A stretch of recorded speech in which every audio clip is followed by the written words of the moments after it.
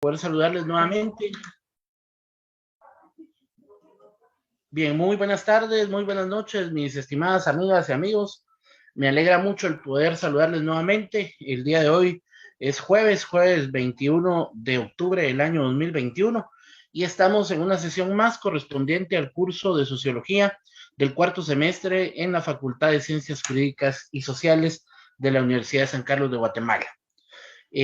Vamos a adentrarnos pues en el contenido de las últimas dos unidades del programa que corresponden a el módulo número 6 y número 7 del programa para poder avanzar, digamos, en lo relacionado al examen final. Como ustedes notarán, también ya estamos en contra del tiempo, próximos ya con un calendario de exámenes.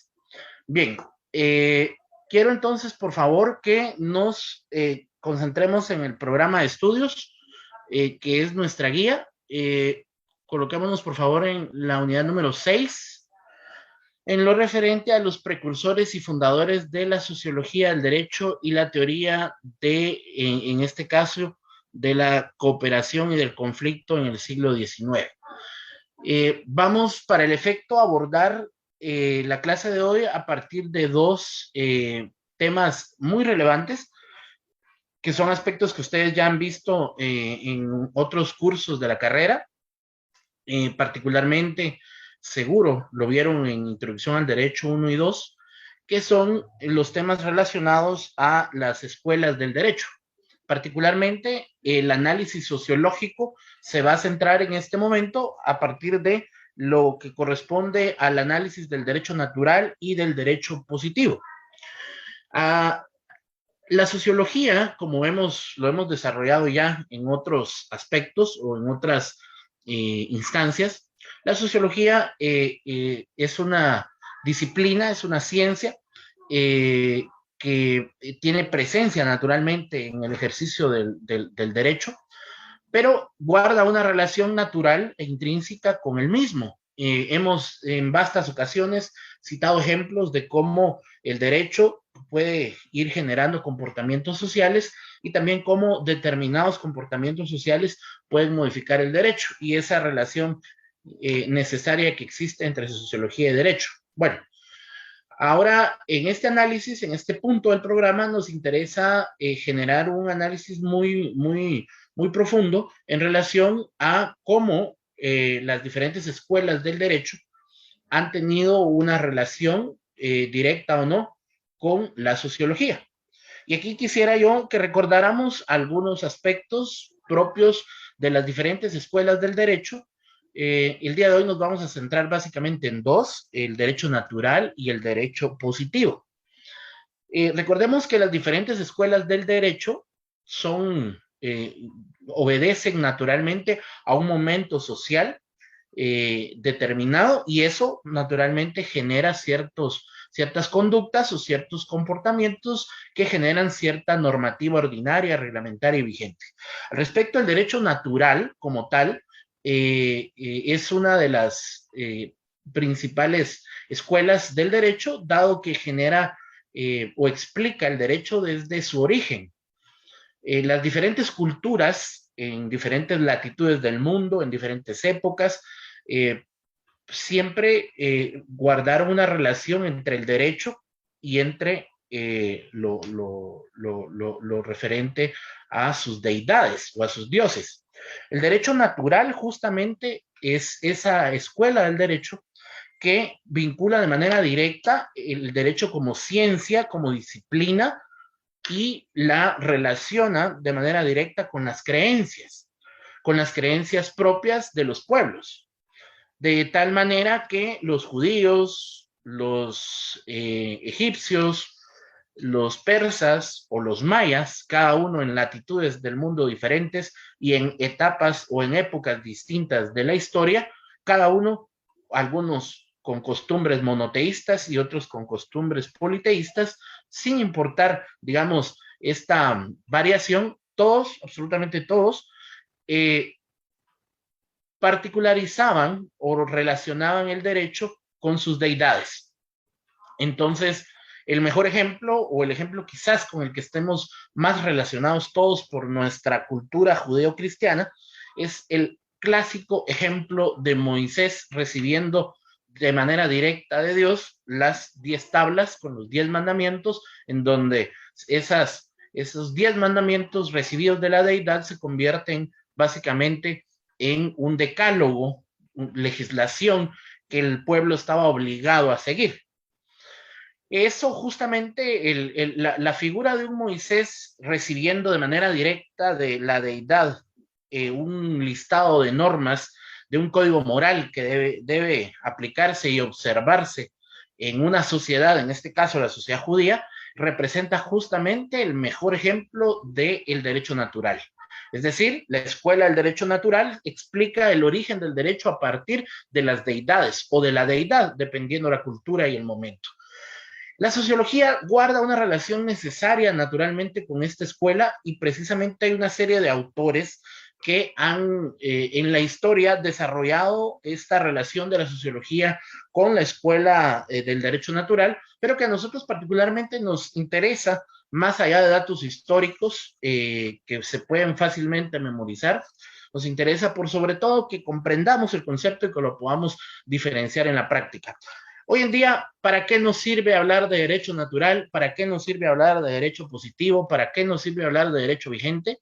Pues básicamente, mis estimadas amigas y amigos, cuando en el ejercicio de la profesión, ustedes como abogados, como jueces, como fiscales, como representantes de los intereses de sus patrocinados, intenten argumentar algo a favor o en contra, no solamente van a utilizar la legislación, que eso es justamente lo que es el derecho positivo o el principio de legalidad, sino que además van a hacer un análisis profundo de la situación. En derecho penal, ustedes llevan un curso de derecho penal, en derecho penal existe una figura que se llama pena natural.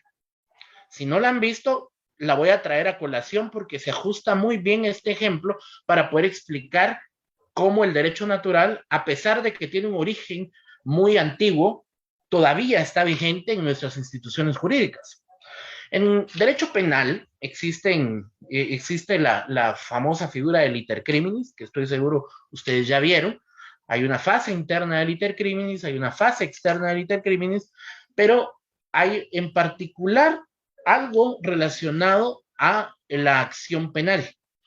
Cuando una persona comete un delito, pero producto de la comisión de este delito, le es acontecido un hecho. Ojo, aquí quiero hacer referencia, ustedes ya vieron eso, la diferencia entre hechos y actos jurídicos.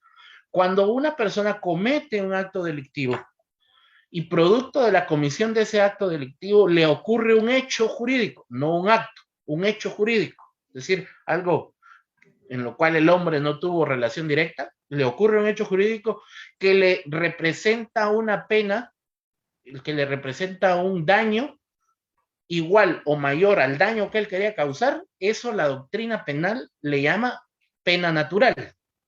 Lo voy a llevar a un ejemplo. Una persona se enoja, Juan se enoja con Pedro, está muy molesto y en producto de la ira, de la molestia que tiene, va, toma una botella y entonces intenta quebrarle la botella en la cabeza. La botella no se quiebra en la cabeza de Juan, se quiebra sobre un poste y el filo del chai de la botella se ensarta sobre la mano de Pedro que intentó cometer un delito en contra de Juan. Eso se llama pena natural. La pena natural es, ocurrió un hecho jurídico en donde el compañero que iba a ser agredido no lo hizo a propósito, simplemente se quitó.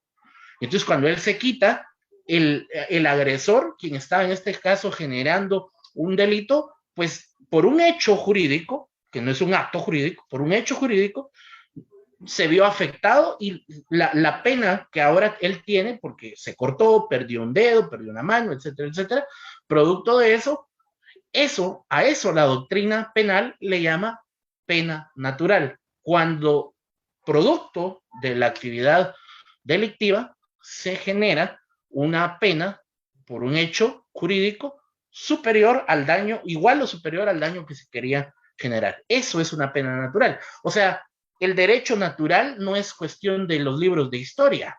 El derecho natural está vigente en nuestras instituciones.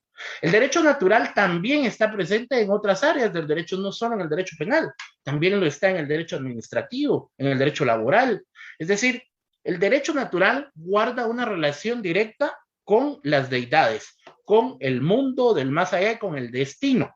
Por eso, precisamente, durante la época del Renacimiento, la escuela del derecho natural sufrió muchos ataques, porque se consideraba que el derecho natural era una forma de vincular las deidades con Dios, perdón, las deidades con el derecho.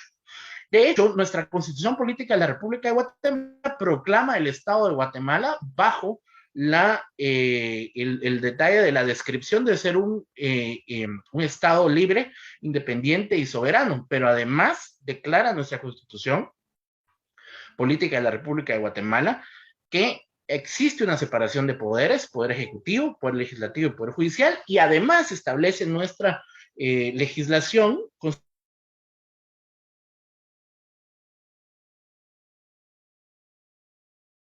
constitucional que el Estado de Guatemala se proclama como un Estado, en este caso, que no guarda relación directa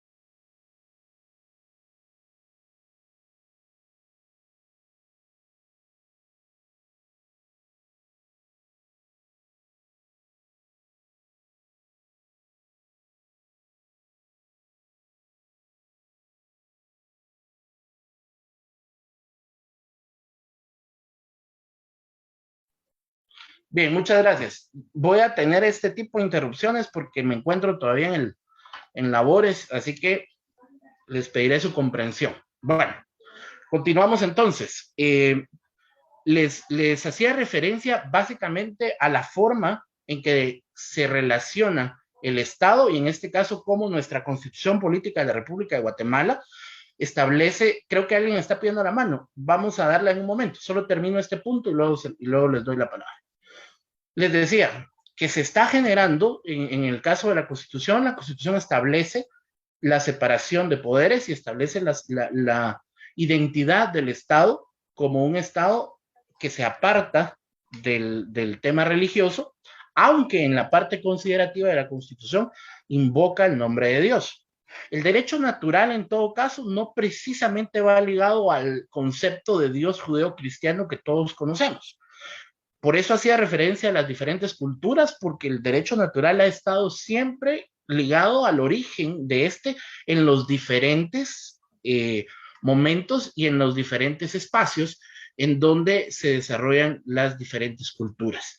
De manera entonces que los mayas tenían un derecho natural, los romanos tenían un derecho natural, los griegos, los egipcios, los persas y así cada una de las culturas del mundo antiguo y de la Edad Media siempre generan el tema del derecho natural. En nuestra actualidad, en la actualidad, la figura del derecho natural es una figura vigente de acuerdo a nuestra Constitución y de acuerdo a la doctrina penal, por ejemplo.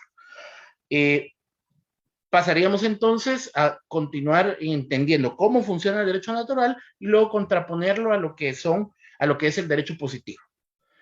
No sin antes darle la mano a alguien que está levantando la mano. Carlos Valdemar, adelante. Buenas noches, licenciado, qué gusto saludarle. Igualmente. Me inquieta mucho el hecho de que esté abordando, ¿verdad? Y esté haciendo la diferencia de lo que es derecho natural y el derecho positivo. Y en la línea de lo que es el derecho positivo, ¿verdad?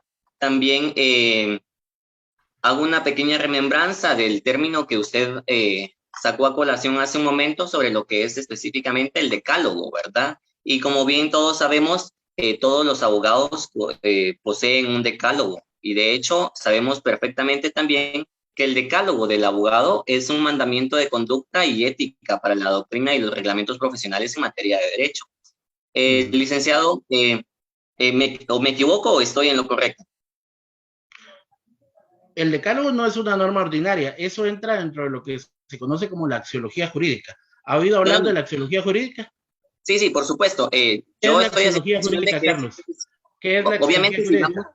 si vamos a hacer Cuéntenos. alusión de lo que es axiología, va a enmarcar toda la cuestión de valores, ¿verdad? Por Ajá, supuesto, cada profesional va a ir en función de valores que debieran propiciar a lo que es la praxis correcta de lo que es la profesión. En sí, exacto. la ética, Ajá. que debieran apuntar a ello. Pero yo saco a colación lo que es el decálogo de valores, ¿verdad, licenciado? Específicamente porque también usted como abogado, porque es así, ¿verdad? Usted es egresado de la facultad. Puede buscarlo. No, no, no, yo solamente le pregunto para que me pueda apoyar con este tema del decálogo, porque No, específicamente, ¿verdad? La Carlos, si verdad nos va a me hacer inquieta perder el mucho. tiempo por lo de su nota otra vez, no le voy a componer No, las no, notas, no, de una no, vez no. le digo. ¿Cuál es el punto? ¿A qué quiere llegar? Porque nos está Ok, quitando el tiempo a todos. específicamente porque en la virtud de que el decálogo del abogado, ¿verdad? Es un mandamiento de conducta y ética profesional, me inquieta mucho el hecho de que usted siga conciliando arbitrariedades, ¿verdad? Indicando de que el caballero Omar Orrego esté presente en nuestro salón de clases, sabiendo de que él Otra no vez, tenga un Carlos. nombramiento como auxiliar. Entonces, a título personal, y seguramente los compañeros No, siguen a título indignados, ¿verdad? personal. A título personal lo está diciendo Eh, usted. Y de una por vez le voy supuesto. a explicar a los compañeros cuál es el problema del amigo Carlos Valdemar. Él cargó su examen, el primer parcial, a donde no correspondía, por eso no tiene nota y quiere generarnos y quitarnos el tiempo a todos. Carlos, ya nomás, déjenos seguir con la clase porque nos está quitando el tiempo a todos, por favor. Licenciado, perdone. Sí, Pues yo creo que una vez más denota que no es usted quien califica los exámenes, porque yo sí tengo nota. vaya, Carlos, está Entonces, bien. solamente, ¿verdad? Reitero el hecho de que me siento indignado y le aseguro, no soy el único, y le solicito como sujeto de derecho que le demos egreso al caballero Omar Orrego, que por supuesto es merecedor de respeto, pero él no tiene nada que hacer en nuestro salón de clases, ¿verdad? Y tampoco debiera estar usurpando funciones que usted como abogado sabe perfectamente que esto también es un delito. Gracias, muy amable. Bueno, Carlos, gracias. Siga con el artículo 4 de la Constitución nos garantiza a todos el derecho de petición. No garantiza que todo lo que pidamos se nos va a dar. No se va a dar de una vez la respuesta. Sigamos con la clase. Bueno, estamos entonces con el tema del derecho natural y el derecho positivo. Entonces les decía, el derecho natural como tal genera está vinculado de manera directa con los diferentes orígenes del derecho en las diferentes culturas. Entonces, no precisamente guarda una relación con una cultura específica, sino ha estado presente en diferentes culturas y ha estado presente en diferentes momentos de la historia. El derecho natural no precisamente hace referencia a una deidad, al Dios judeo-cristiano, como lo que decíamos del Moisés recibiendo de Dios las 10 tablas, sino también podemos llevarlo a otros ejemplos de otros dioses paganos y otro tipo de dioses en diferentes culturas.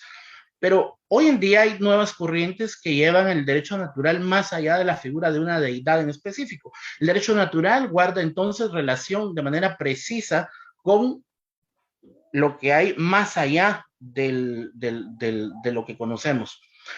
El derecho natural entonces puede verse de manera directa con las deidades o bien con los poderes que trascienden el mundo de lo terrenal.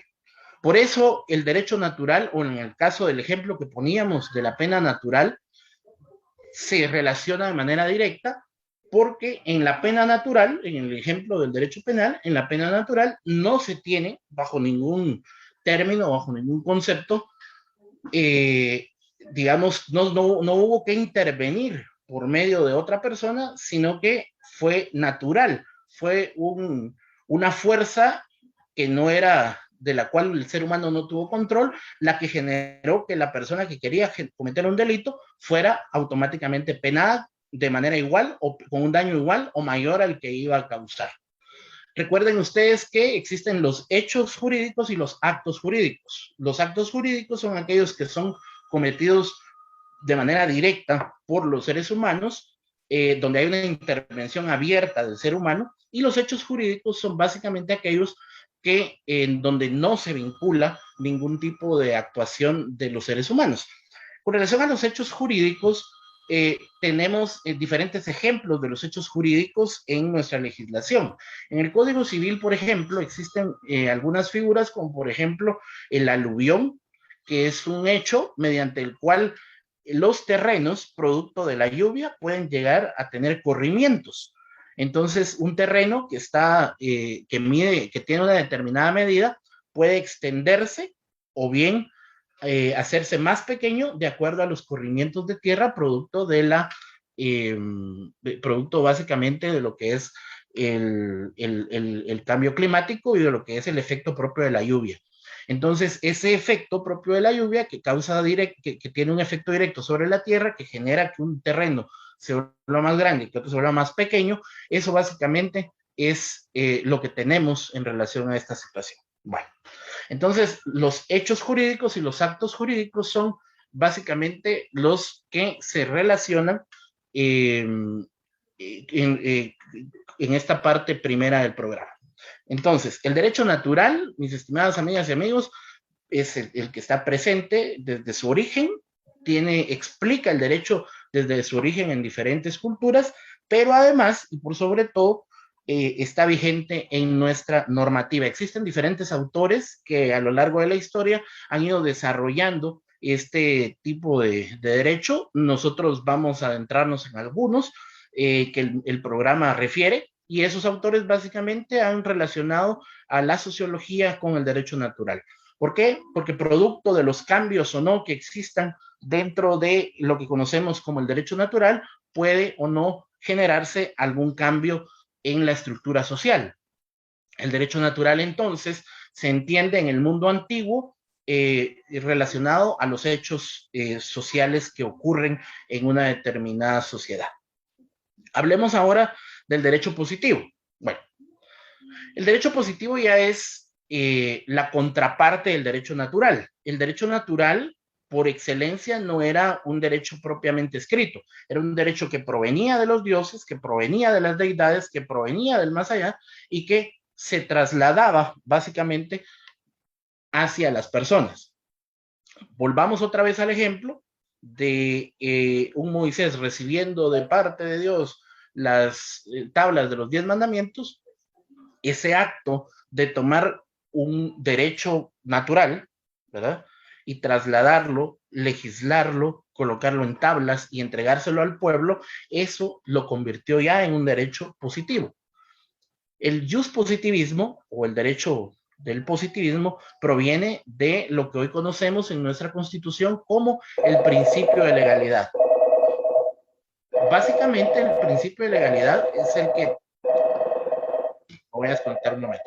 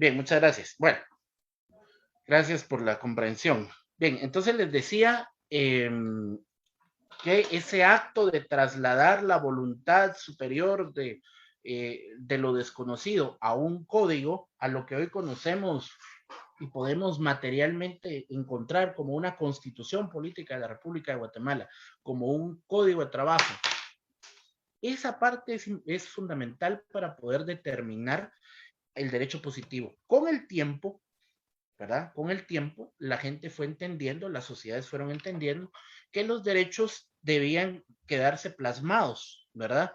Originalmente, cuando el derecho natural existía, el derecho natural guarda una relación natural, valga la redundancia, con lo que conocemos como costumbre. La costumbre en Guatemala, de acuerdo a la ley del organismo judicial, es una fuente accesoria del derecho, ¿sí?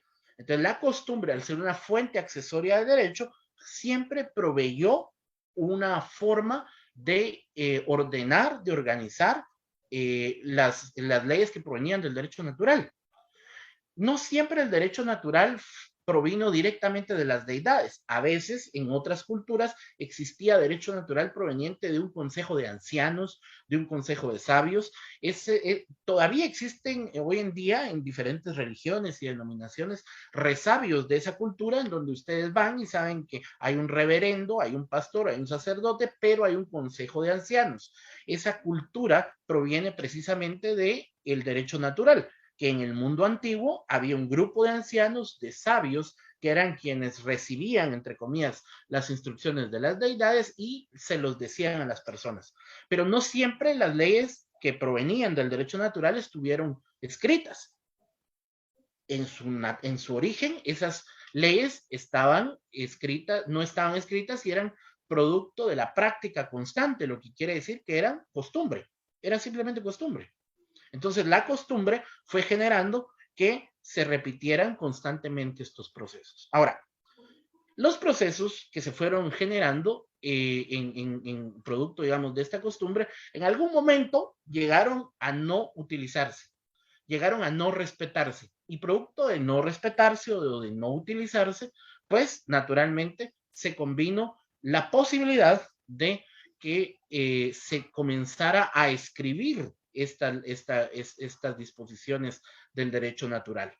Cuando se comenzaron a escribir las disposiciones del derecho natural, surge automáticamente lo que conocemos como el derecho vigente o el jus positivismo, el derecho positivo, es decir, aquel derecho que está escrito. Entonces surge el constitucionalismo jurídico, surge lo que conocemos hoy en día, por ejemplo, como el dogmatismo jurídico. Fíjense ustedes que una de las principales premisas que el método científico le criticó a la religión en la edad del renacentismo fue la existencia y la creencia en los dogmas. Se considera entonces que los dogmas eran producto de un grupo de personas que simplemente no querían cuestionar y que creían las ideas de manera pétrea, de manera dura, sin cuestionarlas. Entonces, los dogmas son fundamentales para las religiones. Todas las religiones se basan en un dogma. La religión X se basa en el dogma de que la deidad X es hija de la deidad X y por lo tanto eso no se cuestiona. De ahí hacia adelante todo tiene una lógica, pero todas las religiones, todas sin excepción, guardan una relación de lógica hasta que llega al punto medular de decir, ¿por qué no puedo cuestionar esto? Porque todas las religiones se basan en algo que se llama dogma, que son ideas duras, pétreas e incuestionables. Bueno, el método científico le criticó mucho en la edad del renacentismo, se criticó mucho el resabio de la Edad Media en el tema religioso de lo que eran los dogmas. Pero las ciencias también tienen dogmas, por muy paradójico o contradictorio que sea. Nuestra carrera, nuestra facultad, y particularmente la licenciatura en Ciencias Jurídicas y Sociales y la carrera de abogado y notario en Guatemala, tiene justamente, está basada en un dogma.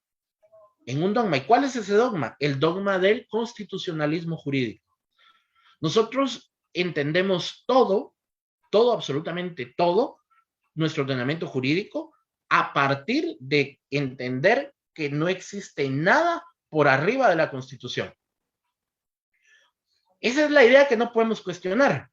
Podemos cuestionar cualquier cosa en materia penal, en materia administrativa, en materia civil, todo es impugnable, todo es apelable, etcétera, etcétera. Pero cuando llegamos a la Constitución está basada y está sentada en un dogma. ¿Y cuál es ese dogma? Principio de supremacía constitucional. No hay nada por arriba de la Constitución. Y este principio de dogmatismo constitucional o de supremacía constitucional incluso fue puesto de conocimiento en bloque constitucional cuando en algún recurso se intentó malinterpretar o sacar de contexto una disposición propia de la Constitución que indica que los tratados internacionales ratificados por el Estado de Guatemala en materia de derechos humanos, dice, tendrán preeminencia sobre el derecho interno. Entonces, esa disposición contenida en la propia Constitución, comparada con otra disposición de la Constitución que hace referencia a la supremacía constitucional y que no hay nada por arriba de la Constitución, ambas disposiciones no son en sí una contradicción. La Corte de Constitucionalidad ha dicho en su bloque constitucional y en su jurisprudencia que se entiende por derecho interno todo aquello que es norma ordinaria, reglamentaria e individualizada. Es decir, tampoco los tratados internacionales ratificados por el Estado de Guatemala tienen superioridad a la Constitución. También esos tratados están sujetos, en todo caso, a ser incorporados a nivel constitucional. Es decir, si mejoran derechos que otorgue la legislación, pueden ser incorporados con rango constitucional, pero nunca, nunca por arriba de la Constitución. Entonces, nuestra carrera también se basa en un dogma. El dogma es el dogma de la Constitución, o lo que se conoce como el dogmatismo constitucional. Si usted y yo hoy en día venimos a cuestionar a la Constitución, se nos cae absolutamente todo el sistema jurídico. Podemos cuestionar absolutamente todo menos la Constitución. Ahora, por supuesto que sabemos que la Constitución es lo que Juan Jacobo Rousseau definía como el pacto social. Y podríamos pensar desde el punto de vista sociológico que nuestro pacto social requiere algún tipo de actualización. Podríamos pensar, pero en tanto quienes consideren eso no sean una mayoría, va a seguir pasando lo que vemos. Hay gente interesada en reformar la Constitución desde que yo estaba estudiando en la universidad, allá por el 2008, 2009, y había un movimiento serio para querer reformar la Constitución. No obstante, no se ha logrado porque las mayorías de este país todavía aún se sienten cómodos con este pacto social y no se ha cambiado. Pero con el pacto social que tenemos ahorita, hay un principio de supremacía constitucional y ese principio de supremacía constitucional es justamente un dogma, el dogmatismo jurídico. Y esa es la parte que debemos tener presente para poder entender cómo funciona el positivismo jurídico. Cuando estábamos frente al derecho natural, el derecho natural lo cambiaban el Consejo de Ancianos, porque eran quienes, entre comillas, eran los interlocutores entre las deidades y el pueblo. Hoy en día no hay un Consejo de Ancianos y tampoco hay una deidad que dicte las leyes. Nuestro sistema establece que la soberanía le pertenece al pueblo y el pueblo la delega en sus gobernantes a través de cada uno de los procesos de elección que se celebran cada 4 años. Entonces, es importante remarcar este aspecto porque finalmente el derecho natural, en este caso, que es básicamente se manifiesta a través de la costumbre, no ha generado o no tiene de alguna forma hoy en día la posibilidad de manifestarse salvo a través de la costumbre. Y el derecho positivo, que es lo que conocemos hoy en día, aun cuando la forma es diferente, no ha cambiado porque seguimos siendo objeto de el capricho, ya no de un dios, ya no de una deidad, sino de quienes controlan la sociedad, porque al final son quienes generan la legislación y quienes controlan el pacto social. Nuestro ordenamiento jurídico, nuestra Constitución Política de la República de Guatemala se basa precisamente en lo que conocemos como principio de supremacía constitucional y todo nuestro sistema jurídico caería como un castillo de naipes si votáramos la Constitución. Si alguien osara cuestionar la Constitución, entonces se caería todo nuestro sistema jurídico porque estamos basados en nuestro sistema jurídico. Somos un sistema jerárquico. Nuestro sistema legal es un sistema jerárquico y no hay mejor forma de ejemplificarlo que la famosa pirámide de Hans Kelsen, que refleja normativa constitucional, ordinaria, reglamentaria e individualizada, y en cada una de estas sus diferentes legislaciones. Entonces, es importante que entendamos, o lo que busco con el contenido de la clase de hoy, es que entendamos cómo funciona en su naturaleza propia el derecho positivo, que es el derecho natural, que si bien es cierto, los orígenes del derecho natural son los que posteriormente generan la posibilidad de un derecho positivo, el derecho natural como tal propiamente no tiene limitación de tiempo, sigue vigente en nuestra actualidad. Poníamos el ejemplo de la pena natural propia del derecho natural y del derecho penal en este caso. Entonces, son cuestiones que hay que valorar para poder entender la diferencia entre derecho natural y derecho positivo. Después pueden leer a muchos autores, eso es pura memorización. A los autores, lo que decía cada uno de los autores, lo importante es que entendamos con nuestras ideas y con nuestras propias palabras cuáles son cada uno de estos, tanto el derecho natural como el derecho positivo, y cómo estos se van a diferenciar. En la posterior clase tendremos ya que abordar el tema de cada uno de estos autores y su contribución específica a el mundo de la sociología y del derecho. Si alguien tiene alguna inquietud, algún comentario, lo puede hacer sin ningún problema para poder avanzar. Adelante, Sergio. Sergio, adelante. Gracias, Lick. Buenas noches. Bueno, yo tengo una consulta, no es de la clase de ahorita, pero solo para saber, Lick, si cuándo tendría respuesta a usted de los que le pedimos examen extemporáneo ahorita del segundo parcial. Del segundo. Del segundo. Ya mandaron para los del segundo parcial. Ahorita les voy a dar la respuesta. Mire, desactivo un poquito el micrófono por cuestión de sonido en lo que le respondo. Perdón. Gracias. Bueno, miren, pues para segundo parcial, si generaron ya su solicitud ante la coordinación con la respectiva justificación, yo estoy esperando todavía el listado final que me envíe la coordinación.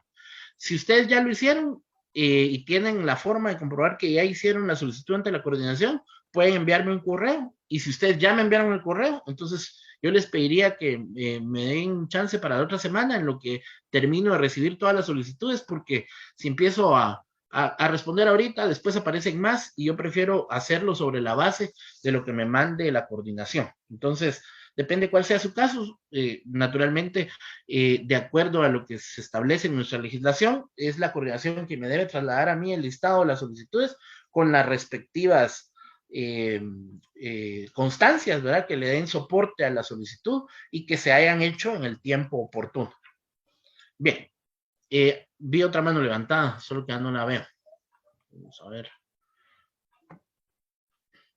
¿Alguien más? Licenciado, muy buenas noches. Hola, buenas noches.